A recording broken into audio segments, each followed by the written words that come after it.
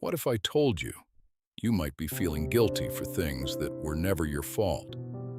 You apologize when nobody asked you to. You feel responsible when someone is upset.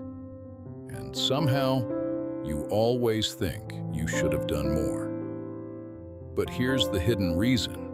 Your brain may have learned to confuse being a good person with taking responsibility for everything. And if you don't break this pattern, you'll keep carrying guilt that was never yours to begin with. Sometimes, even the smallest mistake feels much bigger than it really is.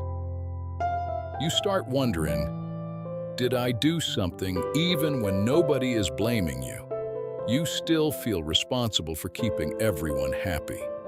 Because somewhere along the way, being a good person became something you felt you had to prove.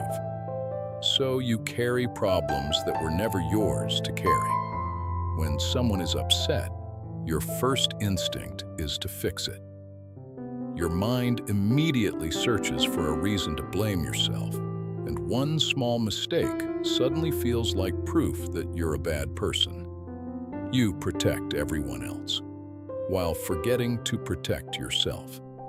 For some people, this pattern begins much earlier than they realize. You may have learned that approval comes from being helpful, useful, or perfect, so you keep correcting yourself again and again. But no amount of approval ever feels like, and you become programmed to fix everything before anyone even asks, and every new responsibility feels impossible to. Your mind can replay old mistakes as if they're happening all over again. So someone else's disappointment starts feeling like an emerge. You begin feeling responsible for every emotion around. But here's the truth. You were never supposed to hold everything together. You can't control how everyone feels. And you don't have to absorb every emotion around you. Sometimes you absorb other people's emotions until there's no space left for your own. And the more you take on, the more guilt you create. So ask yourself one simple question. Is this actually mine to carry? You don't have to be everyone's rescuer.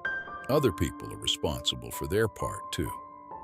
Guilt can make your mind create storms that aren't actually there. And that's how the guilt cycle keeps repeating. The first step isn't eliminating guilt. It's learning to pause before believing it. Making a mistake doesn't make you a bad person. Give other people back the responsibilities that belong to them. Healthy responsibility feels balanced. Constant guilt doesn't. Some mistakes need learning, not lifelong punishment.